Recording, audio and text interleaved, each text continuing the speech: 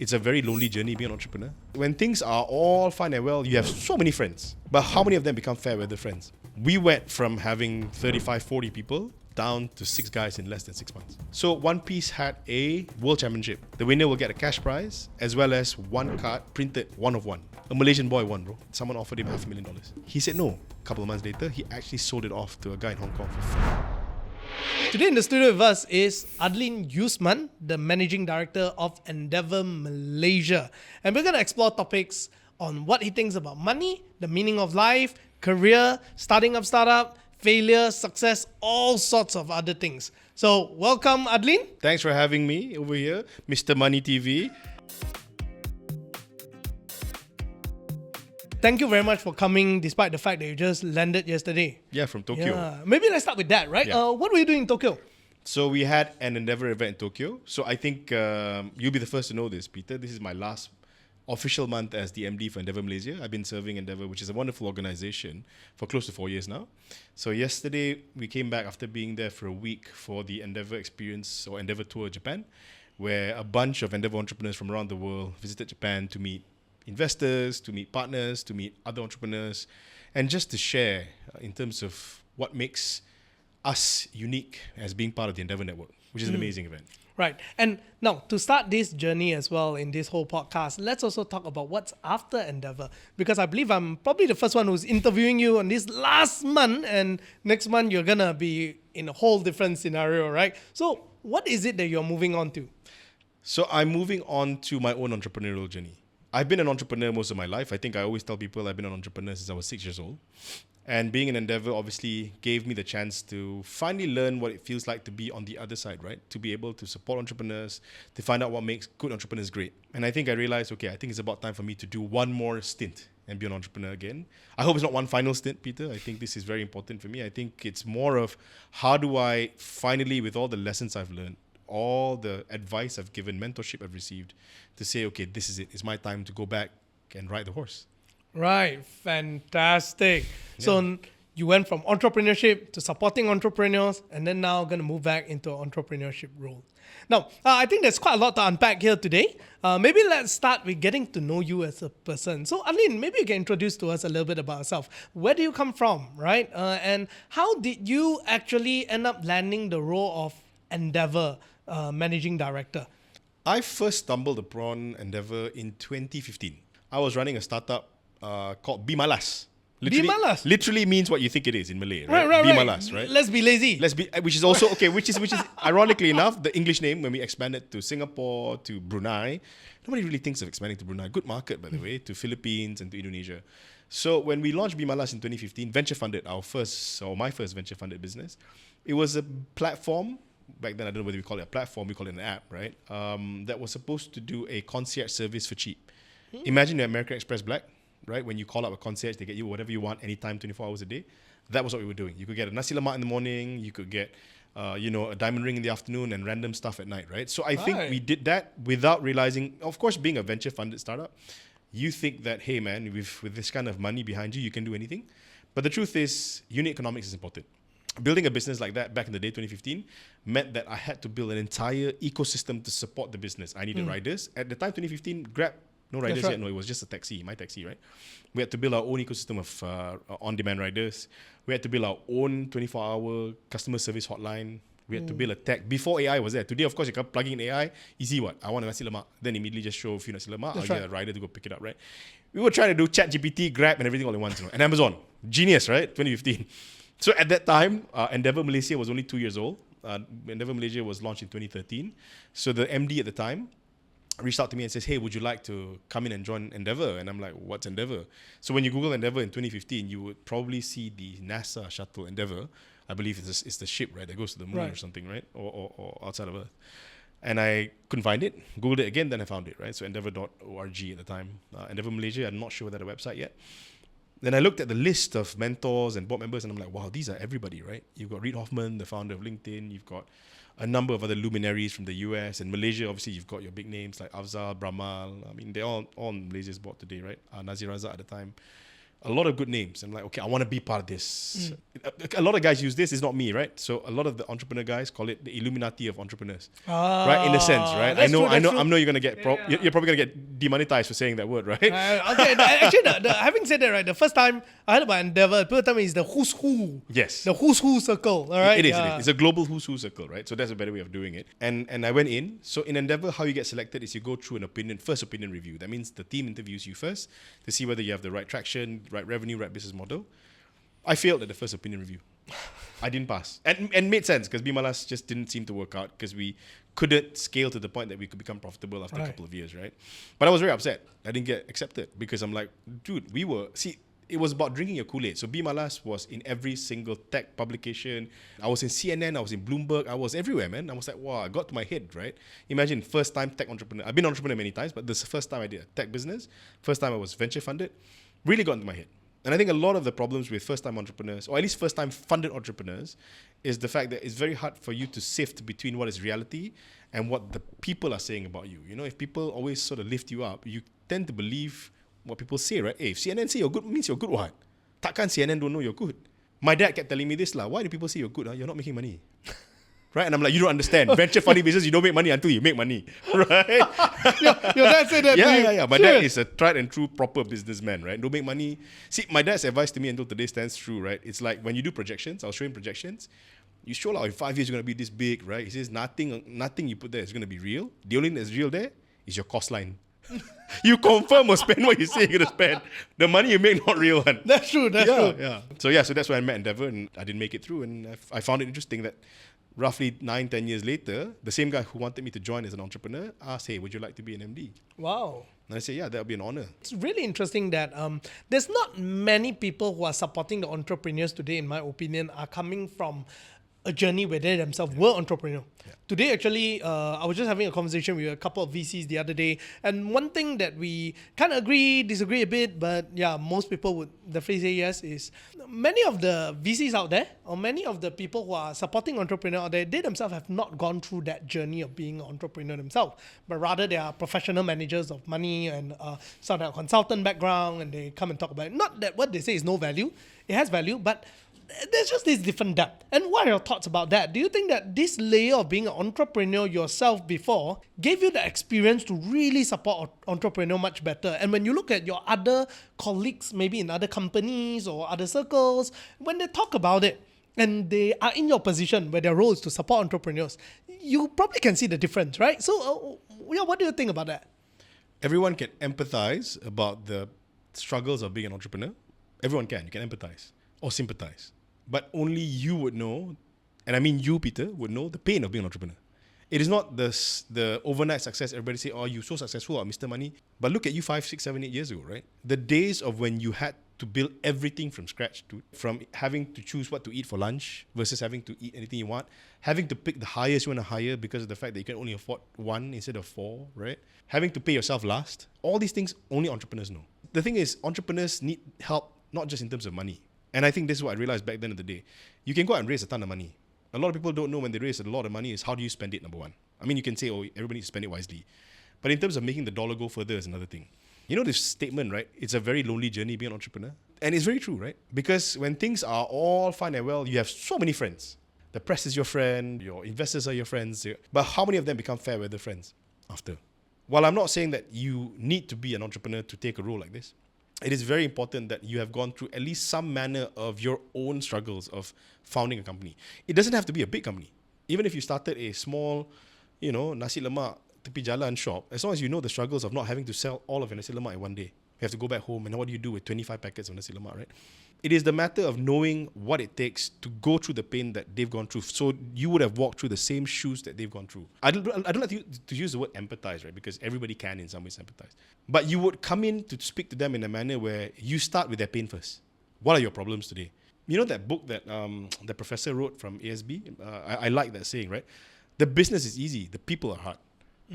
As you scale, 9 times out of 10, why people succeed is because, or why companies succeed is because the people they hire are right for the job. And entrepreneurs, as you're scaling, guess what? You have more money than you have the ability to hire in a manner where it's suitable with your needs. You're hiring fast. You're scaling what? You don't have a choice. Okay, I need 30 furloughs tomorrow. takkan all 30 is going to be the right one for you. You're probably going to get 10 good and 20 not good, right? Yep. And I think I learned this lesson, I think it was from Amazon. I think I had a session with them when I asked, you hire guys from Google, you hire guys from all these big sort of tech companies in the US. How do you then handle syncing up of different identities, different egos into one company? That they actually have an unspoken rule. That in one team or one cohort, you can only have one person from that company to come in. So let's say in this cohort, you only have one from Meta and only one from, so that they will be forced to then fold into the culture of the company, which is brilliant, right? Right. Because they are very particular about how they hire. That's right. Yeah. I have to say that when you look at many of these big tech companies, one of the reasons they have a very sustainable success is actually really culture. I always thought that, like, why they don't hire people? Then after that, right, when I had some friends who actually went in and worked, then I realized that they are actually always in need of people. It's just that they're hiring damn slow. And when they want to hire you, it's granted that you are smart. That's not even part of the thing that I asked for, because you should be smart before you even apply. The next thing is actually cultural fit. Yeah. And most of the question they ask you is very cultural related. It's about behavior, how we do things. I think that is a lesson that a lot of entrepreneurs eventually will have to learn as they scale their business. Sometimes if you're venture back, then you kind of have that luxury of slowly choosing people. Right? So there's always the pros and cons. And also, if you realize, one of my mentors, the Endeavour mentor, really brilliant man, his name is Chari, he was formerly with Axiata. He sent me this very cool metric where really good companies hire based on the Navy SEAL method, where they hire based on attitude more than the ability. So what you want is high aptitude and good attitude. That's a unicorn. But if you're forced to choose, get an average aptitude and a very high attitude. Yeah. Because you can always teach skills. That's you right. cannot teach someone good attitude. That's right. So I was watching the Navy SEALs selection. So I have this, I like all these, Navy SEAL selection and everything. Yeah. So they said this one thing, right? That don't know how many days, a 2 weeks journey or 20 days or something like that, when they test you out, right? They said that actually it's super, super tough, but the people who actually, end of the day, will survive are people who don't give up. As simple as that. And people with good attitude who are willing to be a team player. They say very often you'll see that they're superstar guys who just don't last. And so I think ultimately, like what you say, business is all about people, right? Yeah. I have to say that when the first time I met you in Endeavour events, I find that you're very different from other people from accelerators or stuff like that. You seem to be able to blend in very well with all the entrepreneurs that you're working with. And so later, I found that actually you yourself went through quite a lot of entrepreneurial journey, right? So let's talk a little bit about background, right? What set you off to it? How was it like growing up for you? Were you born in a family that's like quite well-to-do, your parents were doing business, that's why you're exposed, or things were tough for you when you were kids? Like, what set you on that journey that made you like, oh, okay, I'm going to be an entrepreneur?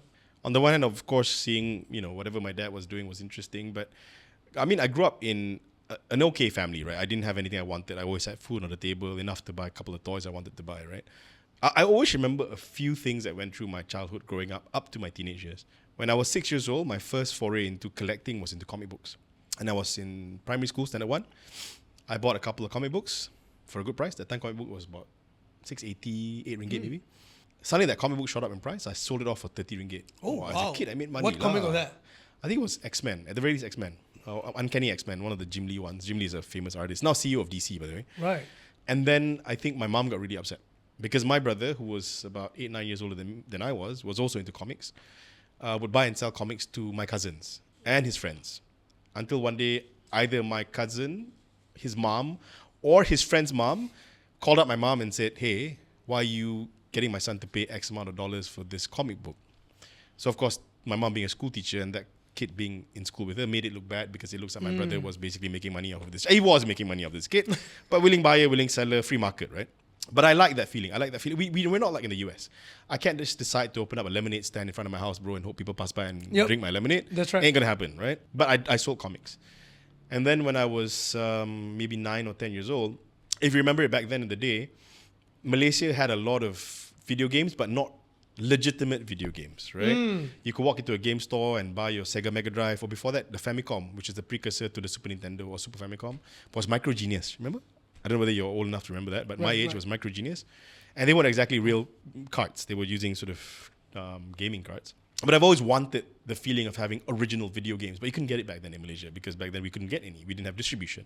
And I would buy all these magazines and I would see, wow, in Japan, they have lines around the block when the new Super Nintendo launches or the new PlayStation launched in 1994, 95. And I've always wanted to be in that particular space because I like games, I like comic books, I like trading cards, which I'll get to in a bit as well. And I realized there was a secondary market to this. Back then, if you went to any malls, there would be 5 or 10 TVs where you would pay 10 ringgit an hour to play video games. Right? And guess what? One card will cost you 60 ringgit. If one day you rent out that place for 10 hours, you basically made double your money, man. That's right. Solid. And back then there was also arcades and all this stuff. Yep. Kids could go in, it's not an issue. I mean, that was our form of entertainment in the early 90s. But I liked going into that particular space because of the fact that in the olden days, televisions only came on at 5. And there was TV pendidikan for an hour, bro. Seeing deers walking around telling you not to drink the water. I watched it, right? And then a lot of Japanese cartoons, Transformers. I like all these things. But I've always been very, very enamored by the American culture or subculture of comic books, of television shows, of cartoons, Ninja Turtles, all that stuff. Who would have thought 20 years from now, those stuff are worth a ton of money, right? Even back then, I was buying and selling this stuff. Sorry, mom, I'm still doing it. But it was good because that's our way of kids having an economy of learning the value of money. And we are on a money show anyway, so let's talk about that, right? Kids young back then in the day knew the value of money. We had to look at magazines to see what's the price of this versus that in the US. We had to do our own arbitrage. It's amazing. Wow. Yeah. Now I feel like my childhood days, I'm a bit dumb lah. Yeah. So you were already buying and selling comic books in your childhood days. Yeah. Then when was your first real entrepreneurial journey? Like, was it during uni days or what? And what did your dad say about it? Did your dad went like, hey, Adlin, bro, I sent you to university. Can you go and like get a job in a consultant firm or something like that? Or like, how was it like? Well, interesting you brought up the journey in the university because I've never told this to anybody. I think no one knows this. So in university, I arbitraged again. I bought games in Malaysia, especially Game Boy games. So Game Boy games were very expensive in Australia. I would buy 20 or 30 of them, sold it on eBay Australia. Oh. So I buy one of 60 ringgit, I sold it at 70 Aussie dollars each. Wow. Yeah, that was for fun. For fun. I did that for fun. And then along the way, along that sort of teenage years to university, I fell in love with cars. Because before that, I didn't like cars because I cannot drive, so what's the point of liking cars? My eldest brother loved cars. I was like, well, it's just cars, right? And then I bought my first car magazine at the age of 18, which was Autocar. On the cover was, I believe it was 360 Modena, which is a Ferrari, right? And I loved it. It was sideways and all smokes coming out on the back. And then I watched Top Gear when I was 18. I'm like, I want to be Jeremy Clarkson, right? I had the idea of saying when I want to come back, I was supposed to be a consultant, spot on. So I came back, had an offer from one of the big consulting firms. But I told my dad, I said, hey, look, you know what? I'm going to try and do business because I can be a consultant anytime. At least I thought at the time, be a businessman once. Okay, now many, many years later, I've been many, many businesses. It's always the last one rodeo, right? It's only the last one that matters. Forget about the rest. And I said, I'm going to try. So guess what I did? So I studied political science and economics at the University of Melbourne. Came back and did a magazine, a car magazine. Okay. Which I have zero background. I don't know how to do publishing to save my life. It was a media company ultimately, right? And I will remember this because when I was growing up buying magazines to look at prices of games and all that stuff, my mom kept saying, stop buying these magazines. It's a waste of money. You're never going to make money doing magazines. And here I was, 21 years old, doing a car magazine for a living. 21 years old. I did that car magazine and I was quick to learn. First and foremost, to do a magazine, you need a license, from Dewan Bahasa Pustaka, and you need that from the government to be able to publish. And then you realize, hey, distribution is a big problem because when you distribute magazines to, well now maybe the younger kids won't even know because no one even buys magazines anymore. Digital, it's all online. digital, it's all digital. huh? But back then, it's the same thing. You would browse magazines and not buy them. Yes. And you have to print a minimum quantity to be able to then sell enough so that the distributors will pass it on to the retailers. So you don't have enough, they won't take because they cannot make a margin. The distributors don't lose money, right? You give it to them, they will give it back to you, whatever is not sold. Yep. They will make money, you will lose money. Yep. So the minimum copies for us to basically make or break even, because you can only sell a magazine no more than 10 ringgit at the time in 2005, 2006. And we had, or at least I decided to make a very high-end magazine lah. The cover is matte lah, super nice, paper inside very thick, the thickest paper, I'm an idiot lah, To make it stand out, I'll use a Japanese term, ichigo ichie, which means you only do this once. You go through life in that moment once. See, I'm not a genius, bro. I just came back from Japan, so that was a lesson that So sort of stuck in my mind. in our term, it's YOLO lah. YOLO lah. So it's a YOLO business model. It's a YOLO business Go for the model. best thing. So how did that turn out? Massive loss in the first few months because nobody bought the magazines. And guess what? New publication means nobody's going to advertise with you. Nobody knows who you are. But the one thing that became the serendipitous moment was because what we saw in the market at the time was a lot of the car magazines didn't focus on photography, one. Second, most of the famous ones are licensed from the UK. So big names, they come, they license, they print it on their own. So I said, look, this is our own, homegrown. I want to focus on photography first. So our credit to my photographers at the time. The photos look like typical UK magazines, but in Malaysia. And we focus on supercars, right? So because of the fact that we focus on supercars, we had the opportunity or the serendipitous luck to meet a different set of people, which then appealed to a different set of audience. Will then ultimately appeal to the different set of advertisers, who are looking to target high net wealth individuals who drive your Bentleys, your Ferraris, your Lamborghinis. And here I was, 21 years old, man, driving Lamborghinis for a living, flying business class all over the world for car launches. Dude, it's insane. Cool. It was insane. And that time, it was just you? It was just me, and my dad decided to cut me a check. I think he asked my dad today, he'll tell me, I still don't know how much money I've given you. And to be honest, Dad, I don't even know how much I've taken, but over the years, over many businesses. But at that time, I think no more than 50, 60K, just enough to cover the ringgit, just to cover the first printing costs, to cover some of the stuff. I didn't even have guys, dude. I literally found the photographer through a friend I met having lunch at a cafe, who was my designer, the guy who designed the magazine, who I didn't even know, and I hired literally off the bat.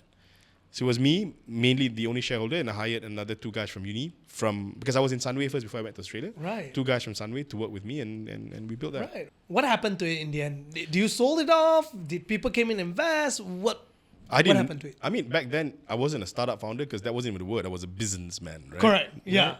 So I was a businessman. I like to say that. It's funny, it's the way the English say it, right? So I started that. Magazine was successful. So how did I see success? I didn't see success for the first 6 months. The break happened because of the fact that we had this luxury cars inside, and we decided to do a feature at the end of the magazine, 3 or 4 pages, covering some of the best car collectors in Malaysia. And these are some of the biggest names. So obviously people want to be, I want to be associated with these people. Then we got banks coming in and saying, look, we want to do events with you. Our magazine was called Get a Car, right? So we did a Get a Car Awards, which is, the annual award that we choose all the best cars. And we got all these guys who are our basically KOLs in a sense, but back then they were just guys who love cars, to come and judge. So all these big names would judge and see who's the best car of the year. So the banks gave us a ton of money back then. That was the first year. I think Mobil sponsored us as well, so a petroleum company. So we then started growing the business through the fact that while the advertisers didn't give us that much money, because of the fact that we had these mega events, the events kept getting bigger and bigger, to the point that the biggest one we did was we cordoned off half of Putrajaya, turned it into a street circuit in 2007, closed off for 400 people to drive around like a Formula 1 circuit in Putrajaya. Wow. So that was the culmination of a lot of luck, effort, sweat and tears. But because that became a success, we had 3 other magazines. One was focusing on travel, another one was beauty, or at least fashion. And then we also had a website at the time, which was considered new. Nobody had, websites to focus on. So back then there was e-magazines where you could flip magazines online. So the same stuff that you print as a PDF and then made it cool didn't work. Clearly, that's why no one does it today. And we also had a television show, like Top Gear. So 21 to 25, best time of my life. Everyone came to me and says, you have a dream job. And I'm like, what do you mean dream job? You all have jobs. And then I realized what dream job meant when I stopped doing that business and went for a real job. Perspective, really. Right. Yeah. And so for that business, it did very well. And what happened to it? So 2005 was when I started the business. In 2008 was a subprime crisis. Now, what does subprime got to do with cars? Everything. When the entire world economy is contracted, the first thing that gets hit is advertising dollars. I'm not going to advertise. Well, even if I have to, I won't advertise in what I would consider third-rate media. I'll invest in, billboards back then, or television ads or radio. So we saw a huge decline of whatever nominal amounts that we had that from typical run-of-the-mill advertisers. And then the event guys stopped putting in money because they're into conservation mode. We don't know how long subprime is going to last, how long this global meltdown is going to be. So we went from having 35, 40 people down to 6 guys in less than 6 months. We had to downsize. That was my first real experience with failure. Wow. It was tough. Another problem is, of course, hubris, right? Going through life as a child into university, you realize nothing can go wrong. You're just essentially... I like this line. It's a line that was given to Ayrton Senna. I don't know whether you know Ayrton Senna. So Ayrton Senna is lauded as one of the best Formula 1 drivers in the world. He believed that he had the will to win. And because he in his head thought he was going to win, he never lost. It was just mind over matter all the time, right? Kept winning. So in my mind, I thought, I'm going to win all the time. What? Nothing's wrong. Always kept winning. Do this or win, no problem. So when it failed, it was a huge imposter syndrome. Like, why did this fail? I lost because something I couldn't control. It was a swan song event, like COVID, right? I mean, COVID is much worse, obviously. But nobody expected the subprime to be so dramatic to have affected everybody around the world. Yeah. Whether it's, in a huge manner in the US or much less, in our side in Malaysia, but it was bad. So we lost that. We had to ultimately shut it down. It was really a very, very difficult point to realize that, hey man, I've got to get a job. How would I get a job, right? In this country especially, or at least back in the day, which made it worse, right? 10, 20 years ago. Yeah, that time startup is not Yeah. startup. Yeah. We are just business guys, Business right? guys, yeah. So when you give your CV, they're like, but you never work for anybody. What? It doesn't matter whether you're earning 1,000 ringgit a month or 100,000 ringgit a month. This is not a salary I can compare you to, right? Because in Malaysia, they will always compare what's your last drawn. That's right. So it was a wake-up call. Right. Start from zero, The employees that hired me from then on end didn't even care that I was a business owner, that I built something from zero. So that was your first failure. And what's the biggest lesson that you learned from that first venture? And how did that shape the way you deal with your further ventures? Because this wasn't your last venture, right? And it kind of shaped a lot of the ways that you do things later. I would believe so. Yeah. So what are some of these things that you've learned from that shape the way you behave later? I think first-time entrepreneurs have this major issue where either one, you have imposter syndrome for too long. If you don't think some people think you're successful. You're like, no, I'm not successful yet, which is fine, right? But there are the other side, which thinks, I'm like me. Well, I'm very successful, therefore I'm always going to be successful. And another problem is when you're young and you're trying to keep up to the Jonases is, you are not thinking enough for the business. You're thinking more of what is in it for you, right? I'm building a profile for myself. People are sort of saying ABC about you. I've got to live up to that name, what? Like if my guys I'm covering are driving Lamborghinis, I also must drive Ferrari, what? Have to live up to the Jonases. And I think that's the biggest problem. So instead of saving a huge amount of money and putting it for a rainy day at that business, I didn't. I spent it all. Whether it's to do bigger events, to do the next magazine, to go and expand again and again for the next big high, right? Until a drop appears, essentially a sinkhole appears out of nowhere, right? And I fell in.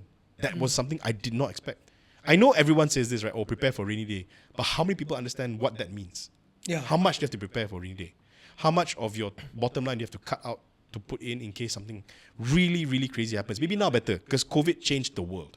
Yeah. There's always the thing at the back of your mind that you're going to be stuck in your house for 1 year. Do you have enough cash flow to tahan for 1 year?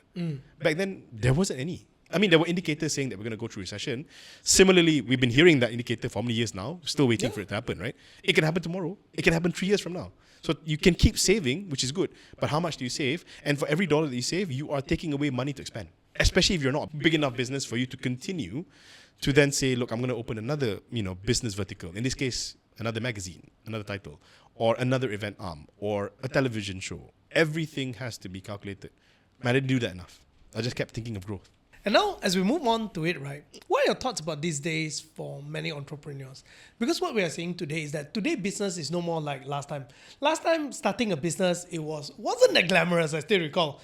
No one is going to come and cover a business that just started. That time, VC also was like, it's kind of like this outlier group of people who decided to believe in crazy whack ideas. But today, VC firms are also much more commercialized, much more Wall Street kind of style already. Last time it wasn't, right? And today, there is this whole idea that really glorifies burning. I think you've heard of this again and again, right? I think there's a closed door conversation, there's an opening. And for example, there are a lot of business that actually is just losing money, losing, right? And unit economics just, you are never sure whether it can ever make back that kind of money. But it's glorified because why? Valuation is great. And they're just burning and burning and burning and burning. What are your thoughts about that, actually? Like, do you think that this is a sustainable model? And why do you think that entrepreneurs today has come to that point? And sometimes I have a joke with my colleagues, right? Is that sometimes it's almost the founders have an exit, but the exit is not in selling the company, but rather is in salary. Because as you raise more, you pay yourself better, then you have a salary exit lah. So it gets more tricky than that, actually. Yeah. So what are your thoughts about it, and why do you think what contributed to today like that? Because back then, traditional business owners, right, they'll look at this and they'll frown upon it. They'll be like, "What on earth are you guys doing?" Right? Yeah. Okay, so the days of burning are no longer de rigueur. Is not as celebrated as it was when I did my second startup, which literally was about burn. The alien word today is EBITDA, right? All the VCs are now a lot more strict about what's your EBITDA. Or at the very least, how long will you get EBITDA positive? However you want to call it, adjusted EBITDA, XXX EBITDA, there's always some random word in front, to make it something EBITDA, GP1, GP2, with ways to make it sexy. But at least we're talking about profit margins, not just in terms of acquisition of users or land grabbing. Back in 2015, when I first literally raised my round in 15 minutes. And what business was that this time? Bimalas, right? So the concierge service. So I love him. His name is Koichi. He started KK Fund at the time, and he will He will tell you. So I say it's 10 minutes. No, it's 15 minutes. Over coffee in Mid-Valley. And we built a business model. We looked at the US at the time called Magic. Nothing to do with the card game. It's actually called Magic. It's on-demand concierge service with SMS as the platform. Before the days WhatsApp was very, very used. At that time, if you look at the global markets, you're talking about Uber valued at $60-70 billion burning cash, like Matt. People like WeWork, people like DoorDash, all these big names were burning cash because they were scaling in a way that no other traditional company could have scaled. They were using that money to massively grow their businesses in multiple countries at the same time. People were sending launchers, which is a cool name, right? You're launching countries. Okay, here's a launcher, launch APAC. Here's a country, launch EMEA. Yep. And I think the days of that still being the case today, post-pandemic, is no longer happening. Primarily because of the fact that maybe it's going to happen again because interest rates are going down. Yep. Right? Fed is dropping again, right? But because when the Fed raised the rates, guess what? It's cheaper for you to go invest in bonds and go in high-risk startups, right?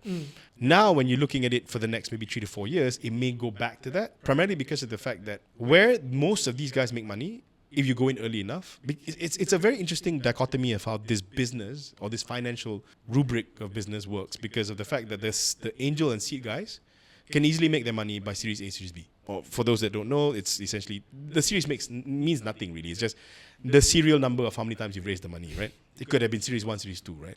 Or 3 Series, 4 Series, BMW style, But then BMW was Saman lah, right?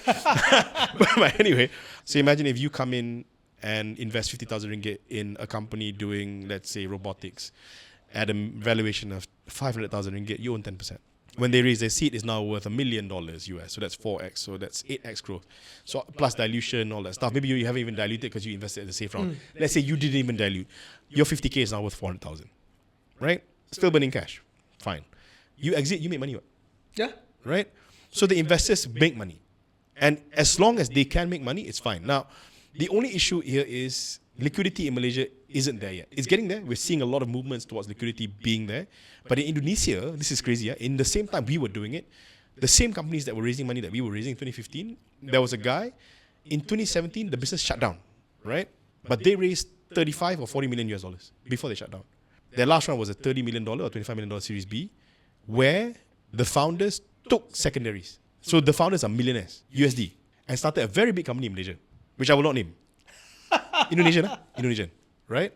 My point is it their fault? No lah. If the investors were FOMO to invest, willing to give money off the table for you, take it lah. Right? So while you said salary is an exit, no. There are people actually had exits people who got burnt. Oh, that's right. It happens. But it is a risk. Venture capital investment is risk investment because of the fact that the outsized returns outweigh the critical risk you get. But the higher the series you go, of course, you obviously reduce the risk significantly. That's right. But from angel to say Series B, maybe not even Series B, maybe bridge to B, Series A1 or A2, right? The risk is significantly higher. But also the rewards are also there. That's right. Yeah, high risk, high return. Yeah, it is. Especially during those days, right? In 2015, those days where we see a lot of startups coming up. And the time I wasn't involved in the scene yet, obviously. You see crazy money being thrown around. And because of the kind of returns that they get, they really don't mind you burning. Because the faster you burn... Yeah, the faster you grow, the next round comes quicker. You see something, right? Yeah, that's how... It's all about the story themselves, right? Right and wrong, everyone got their own different opinion. I guess here's where when you're sitting in that position itself, that is for you to judge what's right for yourself. After that, what we are seeing today is, maybe we're at the end of it, we do not know, but for a period of time, slightly before COVID and then post-COVID, we see everything tightening up. And people are talking about adjusted EBITDA. People are becoming more careful what they invest in, right? Suddenly, profit becomes the thing again. And how do you see a lot of entrepreneurs suddenly struggle from then on? Okay, so this is the thing I went through in 2015. We went from going to burn and every investor saying, you're not burning enough. Why they're saying that is because we're not burning enough to acquire scale. Because the quicker you scale, the quicker it is for you to then get to the next round because you have then established market dominance. And then in 2017, another crisis happened because at that time, when Uber suddenly released, they've been in the red this much. And then WeWork sort of blew up. Wow, they're never going to make money. And then all the Silicon Valley bigwigs panicked. And then we kena here, right? And then all of a sudden, investors were saying, where's your profitability? And we're like, all of a sudden, going from burn to turning into a profit isn't a one-day thing. You're lucky to do it in a year and a half. And at the same time, trying to scale. So for companies that have to do what is essentially a U-turn in the dark while going through a bunch of tigers around you, eating you up, it's almost impossible. What's that line? They say, threading a needle through something, I can't remember, but yes, it's an impossible thing to do. Which is why I think the ones who have gone through burn to turn is tough, because you got to turn into profit now. But the ones that have started before with the idea that you're going to be profitable, at least EBITDA, within the next 18 months of you raising your money, are okay. Because you are fundamentally starting off in the right manner. What is tricky for entrepreneurs today versus back then is that you have to do scale at what we did back then, but turn a profit quickly. Yeah, That is a very fine line. agree. It's easier to choose either or, but to have both at the same time is really tough. Very tough. Because you don't just need to have the right business model, the right unit economics. You also need the right environment, the right people. Suddenly it becomes a lot more challenging. Very challenging. Let's talk a little bit about what you've gone through, right? Now, over the years, you've met so many people. You're one of the early guys in the startup scene in Malaysia because before it was even called startup, it was business. You were already in the scene, right? You have seen people come and go. You've also seen people change, right?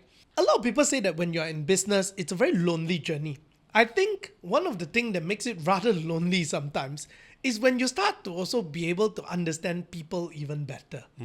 And one of the things that tend to happen a lot is in the early days, maybe when you tell people your idea, people will say that that's a stupid idea, right? Yeah. And when people see you like they don't think you're that successful, they will treat you a little bit differently. And by the time you become that sexy chick in the room, right? Then everyone will want to be your friend suddenly.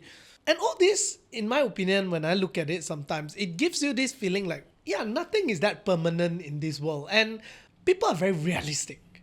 Yeah, what are your thoughts about that over the years? I will start with the first statement. Malaysians in general, we are scared to share ideas because guess what? It is still your idea. That's first. And I think that's a big concern I have. Primarily because of the fact that anybody can steal your idea. But can they execute the way you do? That's right. So your main priority is when you have any idea you have, if you think you can execute at a masterclass level, it doesn't matter who you share it with. Because only you can probably do it at that level. You can do it at 95%, whereas your next competitor can do it at 80%. That 15% delta makes you the winner. It's for all the marbles, really.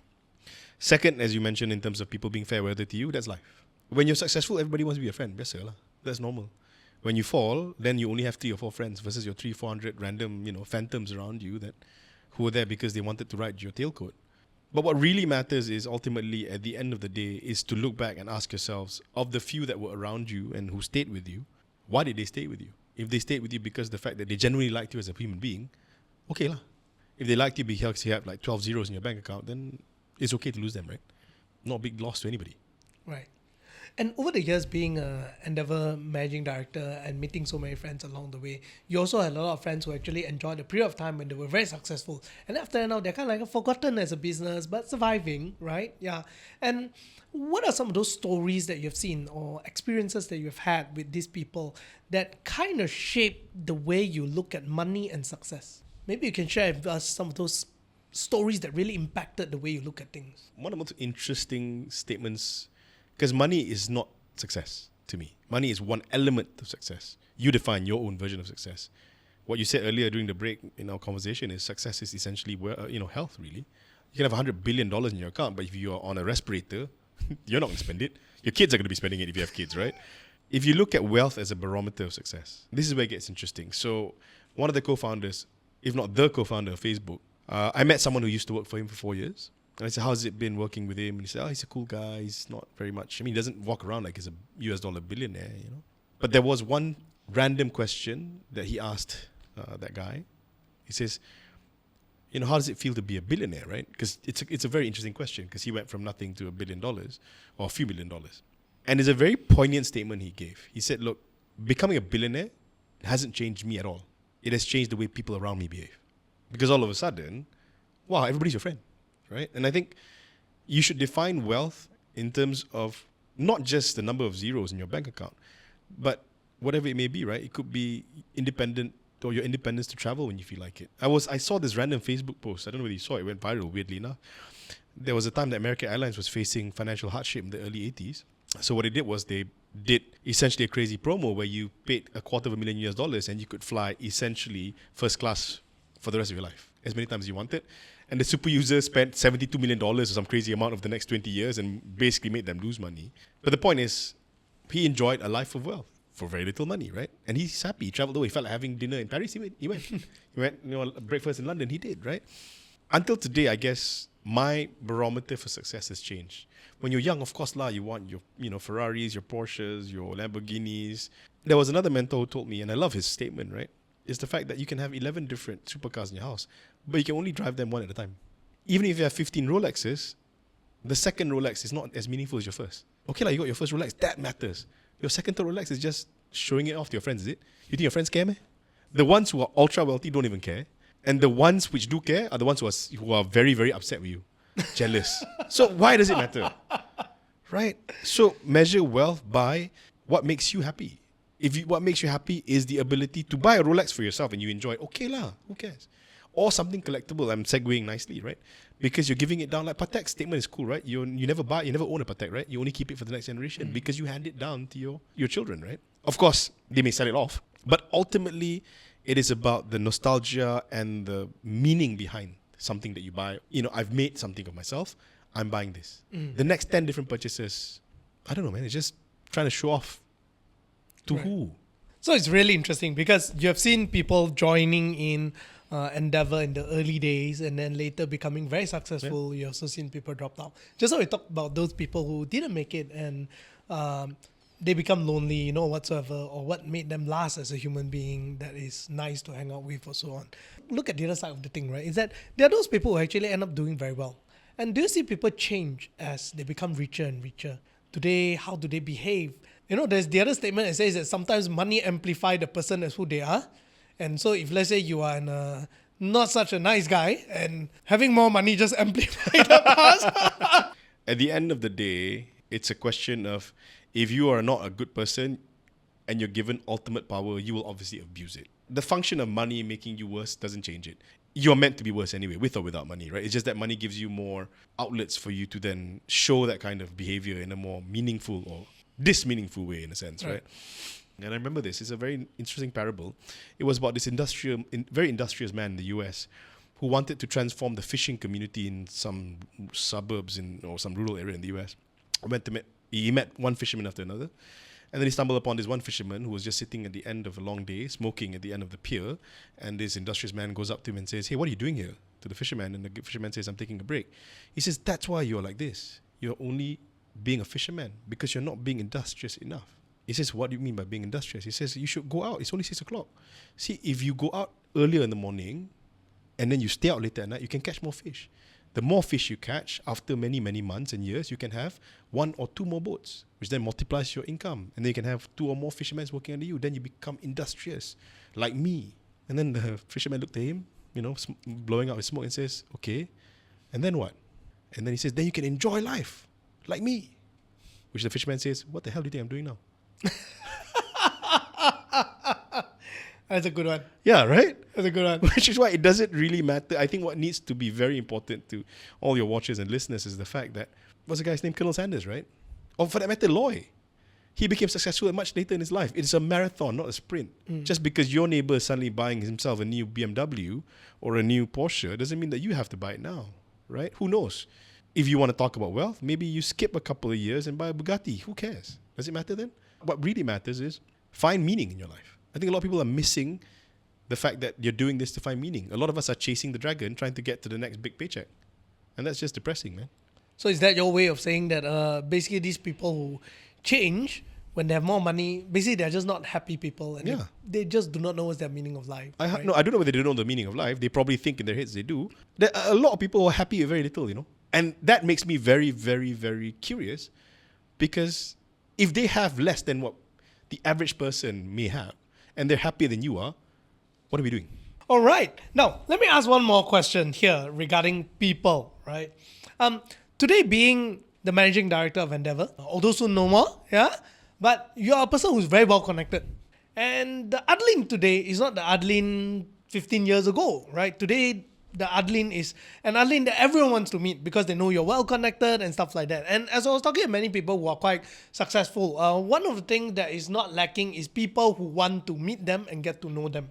How do you filter out people who have not so genuine of an intention and people who are genuine? I always tell people this one thing, right? You want to know whether you are good enough. What you want to see in the richer group circle is, are they willing to spend time with you? If they're willing to spend more time with you, it says something. Because money is not a problem. I can write you a check and anything, but I'm willing to spend time with you. That is actually the thing, right? And you've met a lot of people. Some people these days also try to get nearer to you to either get access to other people. You have also have friends who people will get near to them. How do you then filter out the people with the wrong intention and people with the right intention? Look, at the end of the day, what matters is, what are your intentions? You know the saying, the Asian saying, your hair is black inside, you cannot tell, right? So my point is, what are your intentions? To me, for the longest time earlier, I would always do what you say. Like, what if this guy wants this because he wants B and I'm just that sort of highway? But I do believe in the virtuous cycle of, well, it's the karmic nature of the universe. If you help them because you know that at the end of the day, you're helping them genuinely, whether they want to use that for their own nefarious gains, that's on them, not on us. And the reason why Endeavour exists as a superstructure is because of that.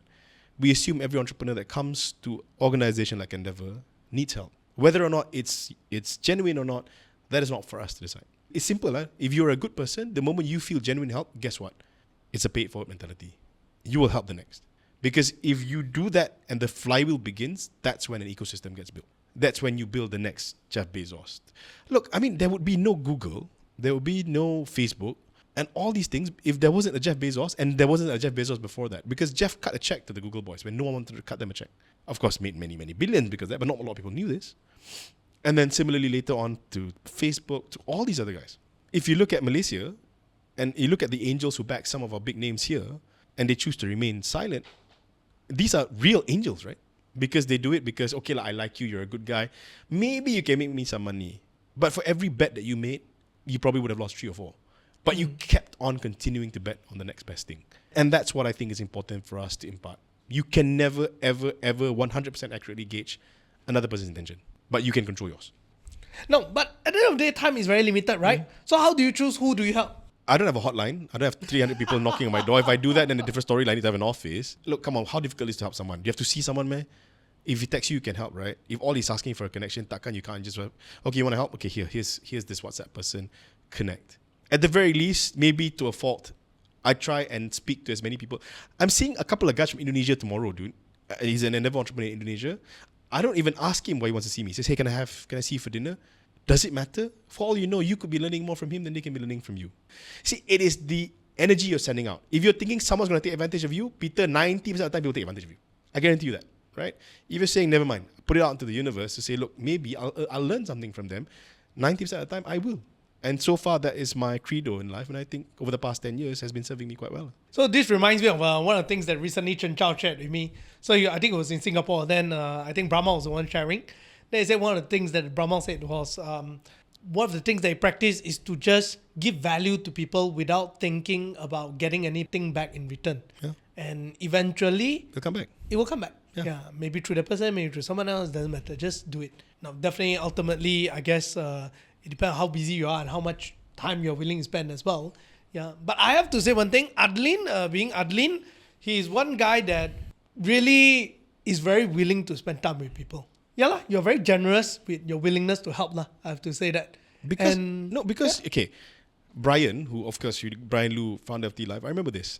And he said something that really moved me. He said he spends weekends prior to joining Endeavour, right? Becoming an Endeavour entrepreneur last year. He spends his own weekend time meeting random entrepreneurs who ask him for advice. I say, hey, you're not busy, man. It's weekend, right? You got time with family and all the stuff. No, he says, I've got to do this. I say, why? Why do you do this? Because I've got to help people who need help, right? And the same question I asked you, but some of them may just want to meet you because it's you, right? People know who you are, you're a big name. He says, no, you've got to do this. Because who knows, one day I may need a door open. I say, hey, but door's open for you anyway, right? No, you never know. I hope that one day when I need a door open, someone will open the door for me. And that's what you talk about, paying it forward, right? Not from the guy you help, but probably in some manner, in an energetic flow of the way the universe works, it'll come back to you, man. Yep, that's a very good one. Yeah, although I have to say, for me, these days I try to be a little bit more careful. But bro, your name is Mr. Money, bro. People come to you for money, you know. I think I'm more careful when people tell me they want to do business with me lah.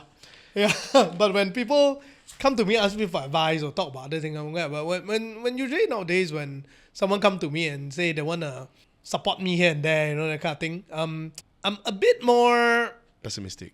not say pessimistic, very little expectation. Like, what do you really mean, right? And then like, okay, but I wouldn't put hope in it and make my plan built on the thing that you say you're gonna do for me. Yeah, I'll just like, okay, if it happens, then I think also because your personality. And I think people will come to you thinking that if they could take advantage of you, they could then obviously leapfrog their needs, whatever it may be, right? That's a different way of looking at it. If someone comes to you for business conversations, right? Oh, no, okay. Versus say advice or help is different, right? If they're asking, hey man, can I go to you and say, let's start a chicken rice shop together, can you invest? Different story lah, right? You have to then look at it from a different lens because then there are risks involved. that's right. But if someone's coming up to you and says, hey, I've got a chicken rice shop and I need your help in terms of maybe, can you help promote my shop? And that's up to you. That's pro bono for you, right? It's a different way of using your influence to help someone that needs help. No, okay. So that's what I'm saying. So it depends, yeah. There were people who actually, younger entrepreneurs who come to my office. I talk lah, tell them what I think about management, what they can do, you know, stuff like that. Yeah, all these I don't mind. So you do help. Yeah, so that's different. If some shady snake oil salesman or person comes to you and says, yeah, okay, then how do you weed that out? It's quite simple, man. At the end of the day, the world is so small. You can just text a couple of guys and you can confirm yes or no. Can you go out with this guy or can you partner with this guy immediately, right? And then you decide whether you want to even continue the conversation. Oh, yeah. I do realize that at the end of the day, the circle is very small. Very. You just need to make a few phone calls. I would say that as long as people got nothing bad to say about you, Good enough. it's good enough. KL is a gossipy town. I'm sure. Yeah, and the I'm circle sure. is damn small when it It's comes to very entrepreneur. So, yep. So don't do bad things. Yeah, don't do bad things. Yeah, remember, reputation goes around. That's the thing that money cannot buy. All you have is your name. Yeah, man. Really? Don't play. Yeah, all you have is your name. All right. So one last one about people, right? When it comes to people who are very rich, now you have known a couple of billionaire and multi-millionaire in your circle today.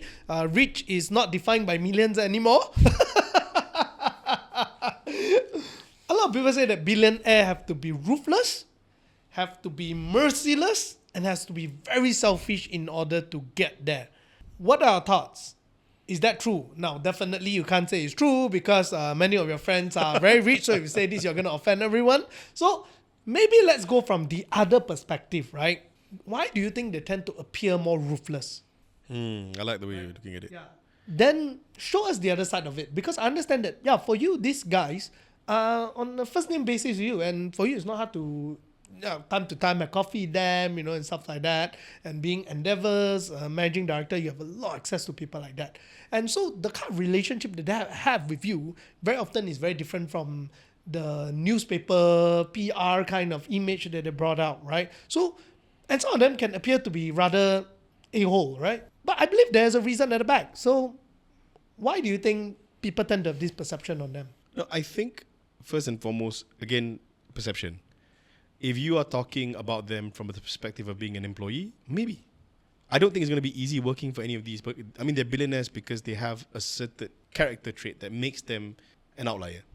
So if you work for them, you may have been exposed to a different side of them. As you mentioned, the ruthless, the hard-charging side. Because you're building businesses. Now, to blanket them and say that they are ruthless as an individual, that means in and out of the office they're ruthless, I think it's a bit unfair because of the fact that they're human beings.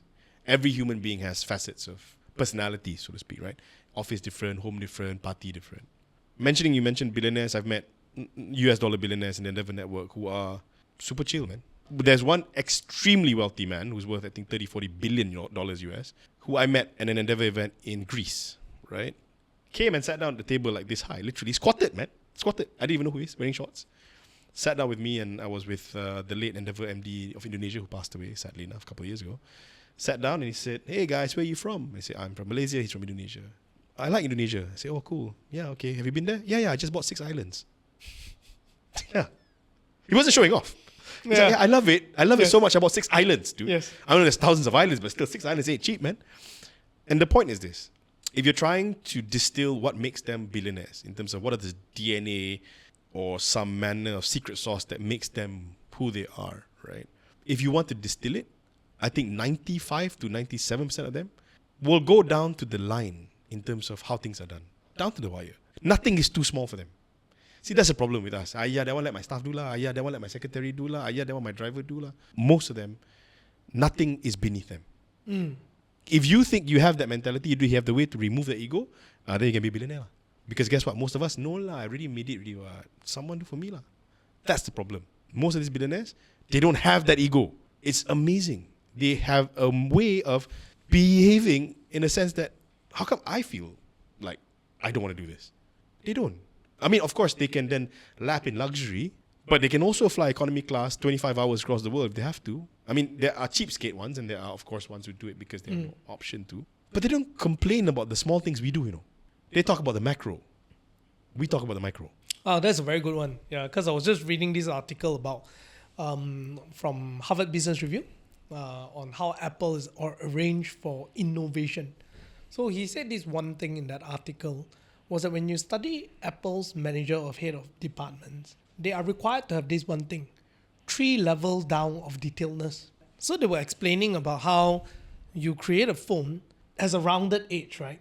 Apparently iPhone is not rounded edge. Apparently they slope up a little bit first before they go rounded. Oh.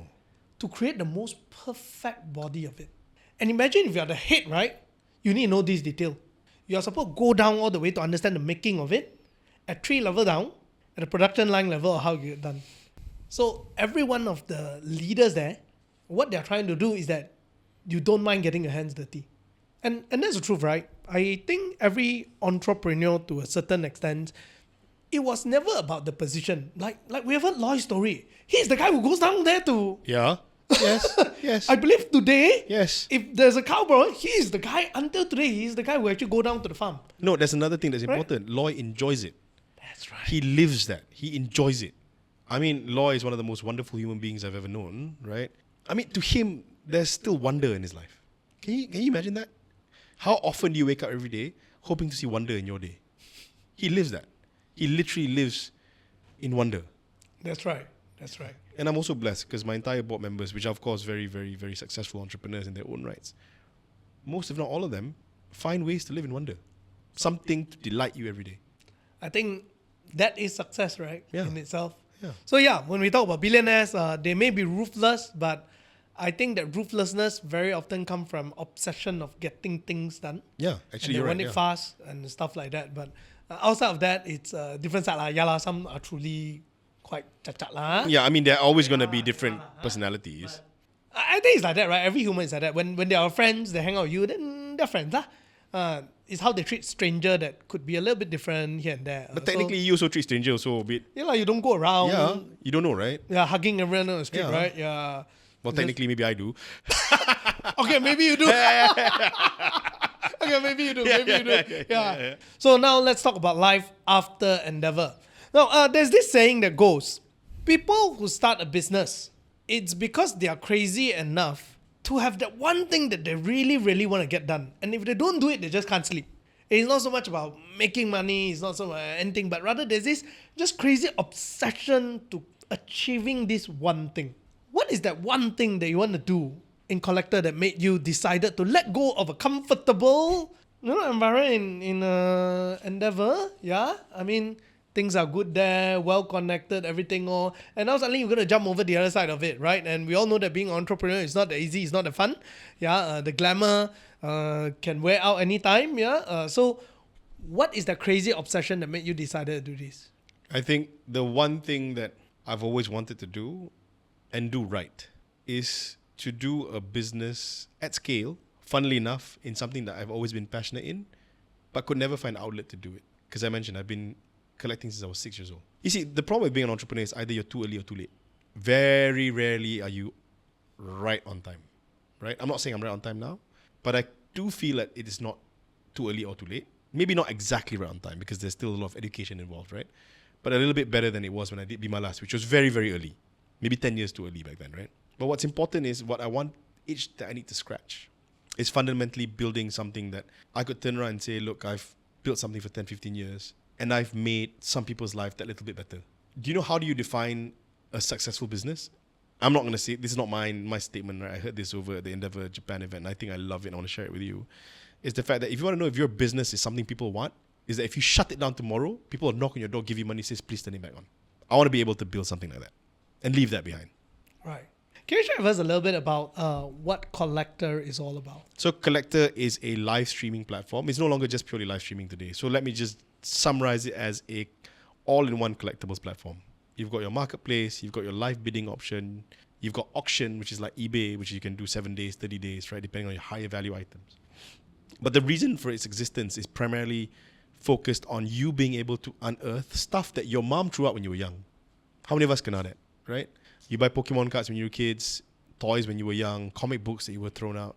And our generation, especially growing up in the early to late 90s, didn't really value these items. They're just trinkets that you had when you were children. Whereas our compatriots in the US, in Europe, and Japan knew it. I am constantly amazed on a day-to-day basis the amount of treasure we unlock for people who say, hey, I've got a box of random cards. Can you look at it and book out the box? It's worth a couple $100,000. It's a windfall for a lot of people. Cards which are usually in a shoebox, an old 1990s Nike shoebox, worth a couple 100,000 ringgit. I mean, to be fair, even in the US, people can Craigslist this and go to a garage sale and still manage to find treasure. But it's so much more prevalent in our countries, in Malaysia, in Thailand, maybe not so much Singapore because they're a lot more sort of in line with knowing what are collectibles there. Thailand, Philippines, so much to be unlocked. Whether it's sneakers, okay, sneakers may be more new trend today. Comic books, toys, trading cards, you name it. Vintage Seiko watches, man. Forget about the Rolexes. They're worth a lot of money. Having said that as well, this is not your first rodeo. No. This is your fourth or fifth? I've lost count, but at least fourth. So what gave you the courage to start again? Because starting a business is rather scary, right? Everybody who starts a business is either a bit too stupid or too crazy to know better, right? Because as you mentioned, I could just stay and be comfortable. But ultimately, we are just, and I say we because you're the same, right? It's ultimately trying to do something that if you don't do, your life's calling is not complete. So why did I decide to do it now? To be fair, I've assembled the veritable Avengers of people around me to build this. I will not name some names because they're names that I guess wouldn't want to be public yet, but they are some of the best names in the country and outside in the region, really, who believe in the vision that we have, who are also massive collectors themselves and who have a lot of things that we believe can transform the lives of many people. See, okay, so on the one hand, there is the collectible business and unlocking value for people like you and me. But guess what's happening now? So we can do live streams. So if you download the app now, you can see live streams going on every day, 4, 5, 6, 7 times a day. Of people who before this would either stay at home, like, housewives who just take care of the children and, are busy, of course, managing the household, but will only depend on the income given by the main breadwinner or by, doing some odd jobs here and there. We've got women now streaming, selling trading cards, like opening booster boxes, packs, and making a decent living. That's one. Second, we've got a bunch of guys who used to drive Grab in the rain and all that stuff at night, and when, guess what? If it's raining, they're not going to go out and send, right? If it's raining the whole day, right? Or if they're stuck, they're sick, they can't go out, what do? The income is mainly on day to day, right? They makan pagi, kais pagi, makan pagi, all that stuff, right? Now they're at home. When they want to do their Grabs, they can do it. And when they're too tired, they'll just stay home and crack packs. And they have another alternative source of being able to earn an income that is decent. And you're at home doing it. All you need is an internet connection and a decent phone to stream, right? And I think the future of commerce is live. I mean, Amazon changed it in the early, mid to late 90s with the invention of Amazon.com. And today we've got the sort of change since the pandemic where everybody is just impulse buying on live streams. And funnily enough, it's not new. Malaysia had this in the early 90s called Smart Shop. TV3 had it, which is live shopping on TV, selling mops and stuff. Bro, I bought a couple of mops when I was young because it was cool. Because you believe that the mop is magic. It's not. It's called Magic Mop. Yeah, right? It's called Magic Mop, right? No, but now we're not doing, false advertising. No, I'm not saying the Magic Mop is false advertising, but it clearly wasn't, it wasn't doing, maybe mine was not working very well, but you are now allowing people to enjoy the ability to share a passion together in a live stream element, hyper-focus on segments. You like handbags? You got live stream for handbags. You like shoes? Got. You like watches? Got. Trading cards? Got. Comics? Got. Dude, I've got a guy in Kedah who's just started streaming, I think, Monday. He's been streaming every day, dude. Selling hundreds of comics a day. And entertaining his audiences. People are buying comics because he's starting the bid of the comic at 2 ringgit. So people bid lah, 2 ringgit, 3 ringgit, 4 ringgit, 5 ringgit, 50, 70 ringgit, 100 ringgit he sells. Right? Maybe he's losing money on some of these comics, but he's having fun. He's engaging with a new set of audiences that is, guess what? Appreciating his hobbies. Because comic books especially is unique, right? Comic books died off in the early 2000s because it only appealed to my generation. We bought comics. And then it sort of had a small resurgence when the Marvel MCU sort of movies came out. But guess what? The comic book stores died out. There's a comic book store in Malaysia called The Last Comic Book Store. Really, yeah? Yeah. Oh, I still remember those days when I was a kid. We used to buy Dragon Ball. Okay, so manga different. Manga continues to sustain itself primarily because the manga subculture is strong. Because guess what? In Japan, the adults read mangas in the trains, right? Everybody does. At least in my mind. Because when I went to Tokyo, nobody read any mangas, dude. I tried to look at, maybe they're looking at their phone. Maybe, no one, man. And that's weird.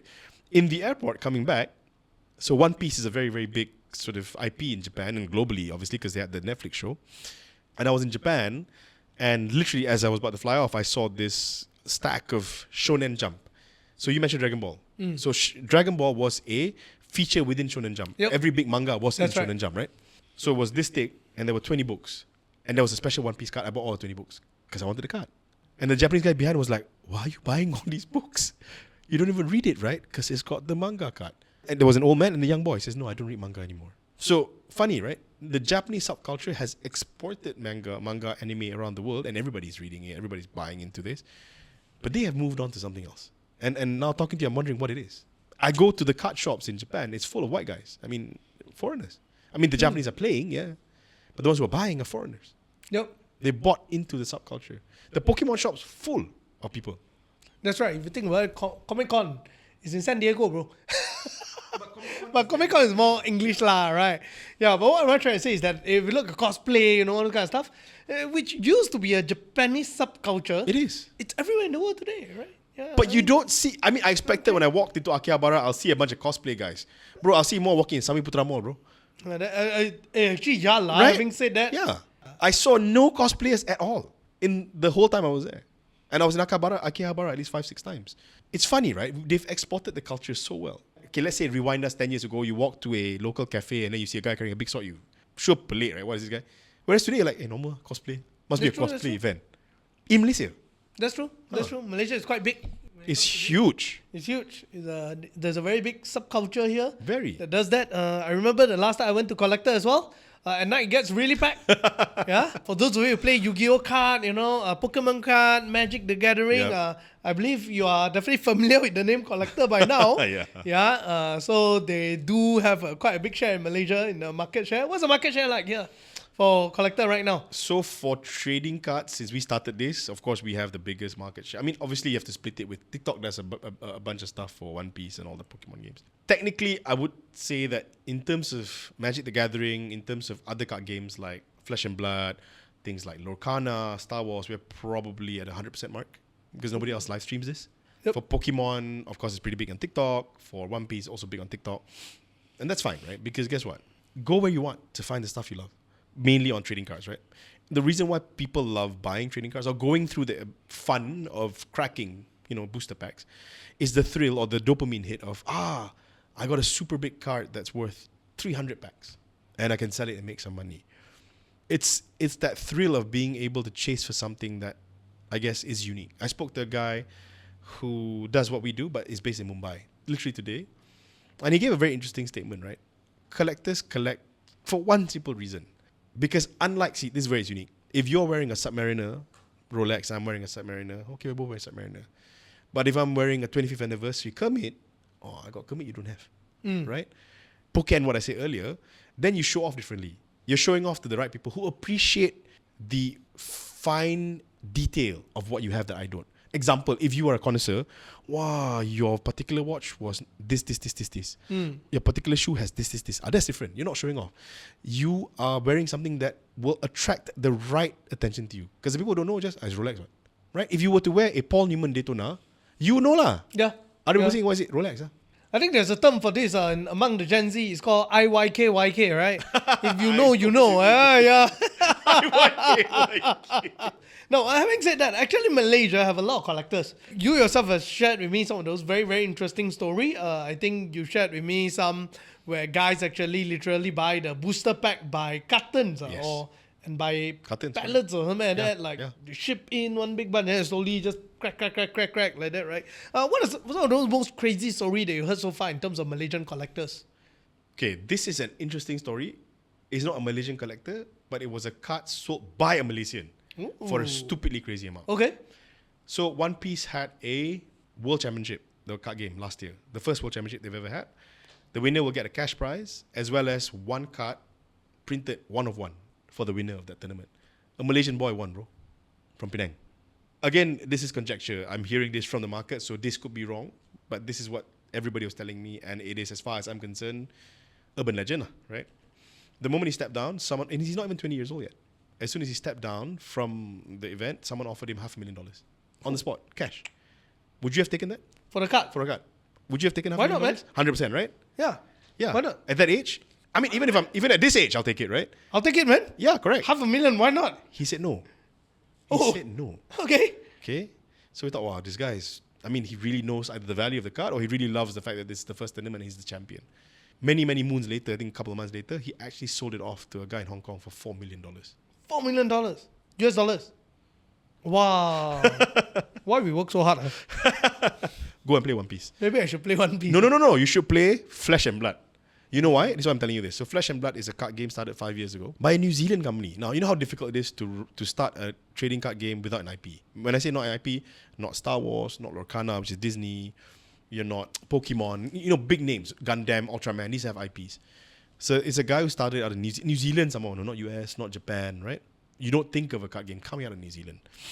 Started it 5 years ago, became a amazing success. Hires mostly artists out of Indonesia, Malaysia, Singapore to draw the art, which is wonderful, right? You love the game because it's hyper competitive and it's very skill driven. It's not a lot of RNG, a lot of random number generate. It's like, you know, not enough resource to play. You know, this is all about whether you know how to play the game and you know how to play your opponent, right? It's a bit like poker. Wow. Okay, you love it. I'll teach you how to play it. Why I'm telling you should play it is because it's a bit like One Piece. You can get cards when you win at the end of the day. That's worth a lot of money. And they're doing the tournament in Malaysia for the first time, a global tournament in December. It's a big tournament called The Calling. Are you all helping to organize it? Yes. Well, I hope to be part of them in terms of Right, helping them right. to organize. We're trying to talk to them. But at the very least, we'll be attending in force. We're having a team to come and play. I just started Flesh and Blood last month, bro. How much is a pack of cards like that? Cheap. You can play the game cheap. You can buy a pack of cards for 18 to 20 ringgit. You can have a whole deck for anywhere from 500-600 ringgit for a whole competitive deck to 50-60K, $1,000 lah.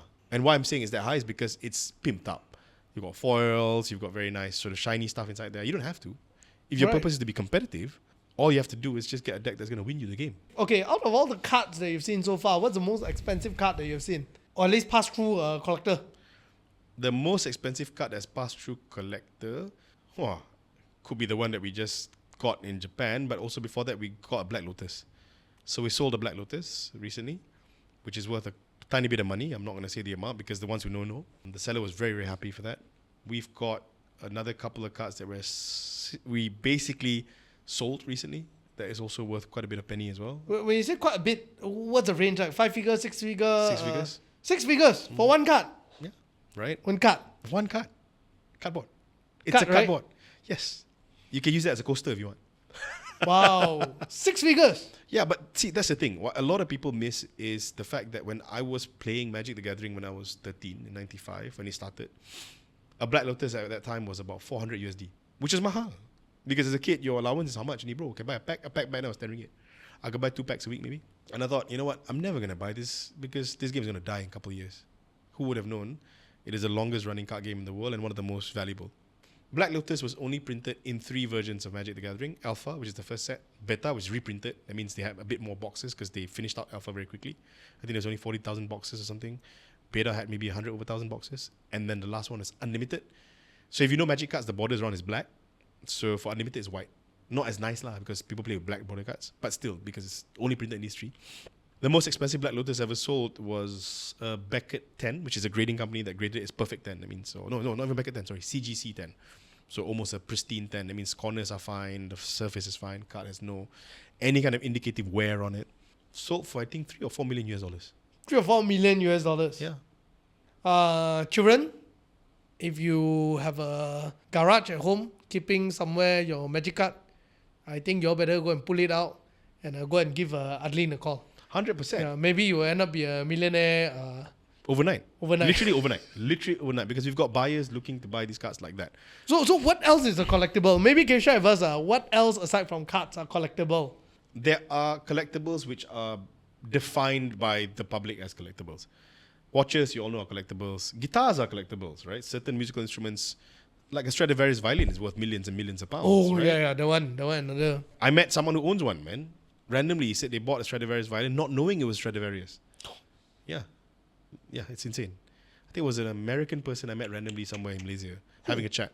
And I like the fact of collectibles. I can randomly have a chat with someone in Japan and suddenly says, oh, I used to play this game, for example, and we get along. I used to collect this watch. I mean, don't be like me where I literally collect everything under the sun. I collect guitars, I collect, watches, I collect trading cards, comic books. But to me, I have an eye for collecting because of the fact that I like the appreciative value of it. I like the fact that there's potential gains. And when you're looking at people putting in money into collectibles, it's not you spending money because you know ultimately if I needed to liquidate it, it will be able to be liquidated. Now, if you profit, great. If you don't, it's still cash versus you spending it on something else anyway. And there's a lot of things that you can spend on that do not appreciate. And similar for collectibles, if you don't know your verticals or your products very well, like sneakers, saw a huge dip post-pandemic. We just got back from, as I mentioned, Tokyo, and we spoke to some sneaker guys in Japan. They're saying they've seen a resurgence. And the reason is because of the fact that pandemic propped up a lot of the collectibles to a very unsustainable manner for two reasons. One, it was a crypto boom, if you remember, the pandemic. Because a crypto boom means, of course, people take out money and buy physical assets. Second is because a lot of people were receiving free money from governments around the world. And they were using that to buy trading cards, comic books, sneakers. So it was at all-time high. So the price has normalized quite a bit already. But look, at the end of the day, why are collectibles important? Regardless of whatever it is you have. It is, at the end of the day, scarcity. Let's talk about guitars, for example. So the most vaunted guitar, there are many, many brands, but let's talk about, say, Fender and Fender and Gibson. You know Fender, right? Yep. Everybody knows a Fender, everybody knows a Gibson. If you don't know a Gibson, you see the shape, you know it's a guitar. It's a Les Paul. A 1958 Les Paul in pristine condition, which is... So the Les Paul was only sort of produced for 4 years before they stopped doing it for 30 years. And now they started doing it again. 57, well, technically 50, 56, 57, but the most collectible ones are the flame tops, you know, orange color with the flame. You won't know that in your mental. People who don't know guitars will know in their this is the guitar. Pop culture stuff. Pop culture stuff, right? 58, 59, 60. These are the Les Pauls. 58 to 59 are the most desirable ones, millions of dollars, if you get it in a good condition. These are so desirable, they have names, bro. They have names. And Gibson have reissued them. For example, let's say person's name, right? Because that person owned it and passed it. So, you know Kirk Hammett, the guitarist from Metallica? His Les Paul is called Greenie. So it's called Greenie because it was first owned by Peter Green, who was a musician, and then passed it on to another musician, and then passed it on to Kirk Hammett, and paid millions of dollars for that. The name remains as Greenie. And Gibson reissued that last year for a almost 90% replica of Greenie, of course without the real wood. Why is it collectible? Why? One, because it's got provenance, because 3 artists used it. But second, because it is a hallowed guitar from Gibson. For Fender, it's 1954, the year that they made the Strat. So everything you look at, from musical instruments to trading cards to name it. Watches, very easy. Handbags. Dude, if you're telling me right now you got a Birkin you want to sell for 160k ringgit, I got a line out waiting for you to buy from you. For a 10 to 20,000 ringgit profit. True.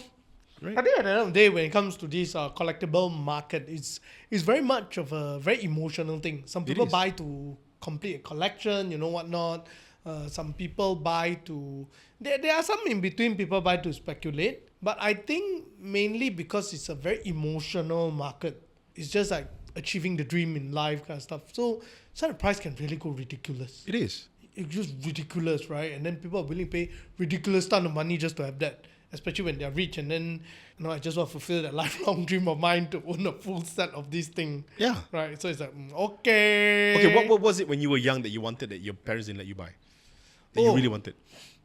Wow, that's a very good question. I would say that if, I wouldn't say die, I really, really want it, because it's not so much about when I'm a kid, there's something that I want to collect, right? As I'm older now, yeah, there are other things I want to collect. But I would say that I would like to get a Game Boy, right? is nostalgia for me. You know, the old Game Boy, the fat one, the big one, the one that's colorless. Yeah. The one that you still need to buy that color, the light just light, to... yeah. Remember that one? Yeah. Yeah. And my God, it's so expensive now. Yeah, but- if you can find a good working condition... Dude, I can get you a sealed one, unopened. Crazy, right? How much is it? Unopened, probably 7-8K. Crazy, man. But unopened. Yeah, so yeah, I would say that to a certain extent, one day when you have so much of money... Or 70K. Yeah, and then you feel like, okay, I just want to fulfill that dream, right? And then you put it on your mantelpiece. You've got correct. a sealed Game Boy, sealed Just Nintendo. put there, then you're like, yeah, this used to be what Yeah. I wish I had. You know, when I was a kid, they just put it there and they look satisfaction like that. It is. Because no, and there's a term for it. No, you know what it's called? We're called kidults. Kids who turn into adults. And buying things that you couldn't buy when you were young. For financial reasons, for the fact that, you know, your parents wouldn't want to spoil you with games. That's true. All right, now let's go back to the business side before we wrap this up, right? When it comes to Collectr, don't mind me asking, what's your valuation at this point? 7-digit millions. I can't give the right number. I can't give the exact number, yeah. USD. Okay. We've also raised 7-digit millions in USD as well. Power. Okay, now, next thing, revenue. What are you looking at? So we've already crossed 1 million USD in revenue over the past. Been around the business for about a year and a bit, 5-6 months. Oh, yeah, a bit, 1 million Yeah, revenue. 1 million USD. Yeah. More importantly, is again, it's the ambitious growth of us trying to do anywhere between $2 to $3 million a year over the next 12 months. Because of the fact that I think for us to be able to unlock that revenue, one is of course unlocking new markets. Second is also amplifying the growth into other verticals. Because our main driver of growth is still mainly trading cards, because that's the one that of course is the easiest to sort of push through, and there's a lot of stickiness because of the fact that you're buying, you know, primary products, you're opening packs and selling them. Then the secondary when you're selling those single cards, right? But we are going deep into other collectibles. We've just launched Singapore literally now. My team just got back from Singapore last weekend. We're seeing very, very strong take-up. I think also because Singaporeans are a bit more mature when it comes to understanding the value of collectibles. Over this side of the world, it's more of, hey, bro, you know, you, me, and 30% off, you know, 40% off, right? Hey, guess what? You may have paid more than that when you bought that stuff. So if you're asking for the discount, I'm not going to give it to you, right? And also because I think they're buying it because they're buying it for collection. Whereas, you know, if you look at more mature markets, they also buy it to arbitrage, buy it cheap, sell it somewhere else. So that's where we intend to be. So having multiple markets means you can arbitrage amongst yourselves. I no longer have to arbitrage myself. So I may sell a product here that a guy in Singapore may buy it, a guy in Philippines may sell it, a guy in Indonesia may buy it. So then it opens up the collectible market across different verticals. Trading cards, sneakers, watches, like G-Shocks. People collect a lot of G-Shocks, man. Oh, yeah. You can go on the platform now, tons of G-Shocks. G-Shock is, I think Malaysia is more common. Yeah. So you are going into multiple different countries now. How many countries are you in? We, as I mentioned, just launched Singapore. We are about to partner with 2 other countries in Asia, which I hope we can get that done by end of the year. Our main sort of expectation and hope is the fact that our partner in Japan works out, and that's going to be a big deal because then we can really, really start to open up. Because Japan is critical for us, especially for the trading card and toy side. And the toy side. Yes. Because that's pretty big. I realized that anything when it comes to collectible in Asia, right? Japan is a must-have business relationship. Japan is the epicenter. No joke. Yeah. No joke. You know, even golf, guitar, watches, everything there. Yeah, their guitars are like 4 stories high, man. Everything there. Yeah, and pristine condition, no. No, you cannot compare. Japan is video games. It's huge there as well. Vintage. It's crazy and it's crazy. And it's cheap, dude. I bought Street Fighter 2, Super Nintendo, 2 of them for 80 ringgit each. Perfect condition. Okay. If I told you about the Game Boy, I would have bought it for you. I saw one for only 200 ringgit. That's serious? Oh. Because you don't want it in box, right? You don't want it in sealed condition. Right. It's working. You can keep it displayed here. Yeah. Good vintage stuff. Vintage stuff, yeah. Next time I go, I'll get you the Game Boy. All right. Made that a deal, huh? Okay? Deal. Working condition. Malaysia mahal. Yes. Because I want to play, bro. Just for nostalgia's sake. What game did you want to play when you were young? Mario. I used to play Mario and tennis.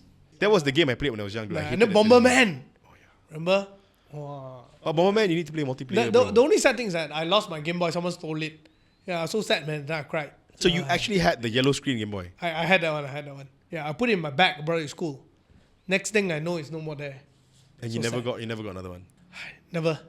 Yeah, no, I think subsequently I got the Game Boy Pocket. Oh, the smaller one. The smaller one. Yeah. And after that, they no more issue that bigger one already. But it was that bigger one lah. That was Your memory. the childhood memory lah. Your first ever Game Boy lah. Yeah, so it was like, oh yeah, it's a yellow color. So if I were to get one, I'll get a yellow color one. Yeah, so I may be paying a few $100 or maybe 1,000. Yeah, lah, there's the upside of it or there's downside of it. But yeah, these are purchases that I would say that it's less about. Yeah, it's really an emotional purchase. Yeah. So I can see the appeal for it. Yeah. Now, thank you very much, Adlin. We're definitely going to do another separate episode to actually talk about the business of Collectr itself. Yeah. But last thing, for all those people who are watching, what is one advice that you will give entrepreneurs today, especially entrepreneurs who are in that one step before they start scaling? Why? Because Endeavour, generally the kind of entrepreneurs they met at that size where they are big, but about to go even bigger, right? Not the most smallest. So what is one advice you will give people on this? This is something I find interesting, is because what you said is essentially the new fund that the Japanese government started, which is a math number. I forgot the math, but the math translates to escape velocity. The amount of energy it needs for the rocket to leave the Earth's gravitational field, right? The best advice, if you're talking about in terms of getting you from growth to scale, or scale to growth, is knowing first what you don't know. Because if you know what you don't know, you can ask for help. Because if you pretend you know, you can never get anybody to help you. So kill the ego. You're already doing it alone. Don't pretend that you know what you're doing alone. There's a very interesting saying in the Hindu Sanskrit language. You can always wake up someone who is asleep, but you can never wake up someone who's pretending to sleep. That's a very good one. That's a very, very good one. So wake up. Yeah, a lot to unpack there in that statement. All right, so thank you very much, Adlin. Thank you very much for your time. For those of you watching, if you want to find out more about Adlin's new venture, Collectr, go and check out Collectr. The name is just there, and we'll leave the link in the description. Yeah, for those of you who are wondering if you can become an overnight millionaire or, okay, maybe not billionaire, millionaire, or at least 6-digit or 5-digit extra, yeah, go back to your mother's house. Look for any shoebox you can find. No, and then call Peter, we'll do a video. We go hunting together. That's right. Now, if you guys want to see us start something where we go for treasure hunt. Yes. Right? A new series or something like that. Let us know in the comment as well. Yeah. We can go to your homes, of course invited, not uninvited, and help you appraise. I want to say it right because it sounds wrong. Pawn, P-A-W-N stars, right? We've got all these cool shows in the US that actually look at this. That's right. Yeah, trinkets, which are treasures. Yep. All right. Thank you very much. We will see you guys next time.